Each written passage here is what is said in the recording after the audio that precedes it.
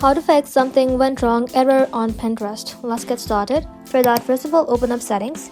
Inside your scroll below, tap on general. Scroll below again, tap on iPhone storage. Now inside iPhone storage, search for Pinterest and then tap onto it. Inside here, tap on Offload App, then tap on Offload App again. After you do that, you can simply tap on Reinstall App. Now head back to your home screen, open up the App Store. In the search bar, you can simply search for Pinterest and then simply tap onto it. Now if you found any update button, simply tap on update and let your application update to its latest version.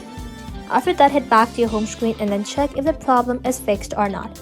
If not, you can simply long press on Pinterest, tap on remove app, tap on delete app, then tap on delete again. After delete it, you can simply open up App Store and then reinstall Pinterest from there.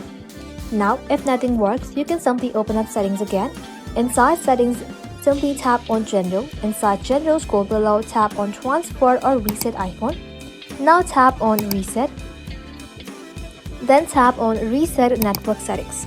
After that, reconnect to your Wi-Fi and the login error should now be fixed. That's it.